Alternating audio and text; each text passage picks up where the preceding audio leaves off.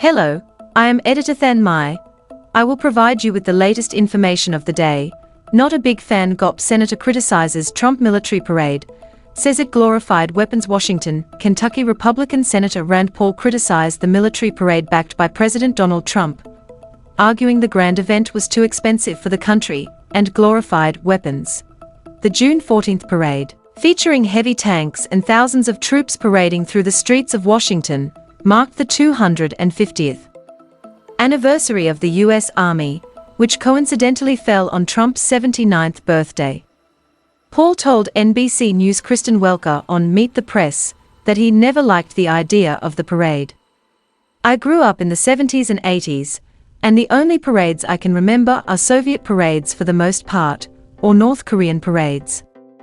And the parades I remember from our history were different," he said, referencing the iconic photograph of a sailor kissing a woman in New York City's Times Square at the end of World War II.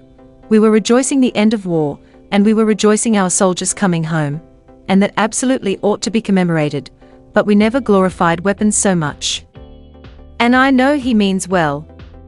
I don't think he means for any of this to be depicted in another fashion, but I'm just not a big fan, Paul added. Paul also knocked the cost of the parade.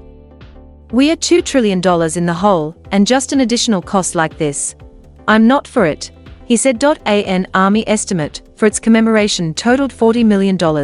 USA Today previously reported Trump defended his decision to stage the parade, saying in remarks on June 14th that every other country celebrates their victories.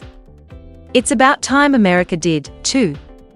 It's not the first time Paul has bucked Trump in recent weeks.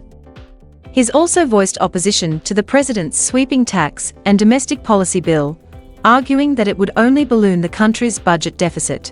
The nonpartisan Congressional Budget Office estimated that it would add roughly $2.4 trillion to the deficit over the next decade.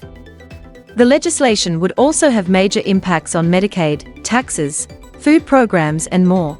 Paul told Welker that he spoke with Trump on June 14th after the parade, and he's not an absolute no on Trump's bill. "I don't have as much trouble with the tax cuts. I think there should be more spending cuts.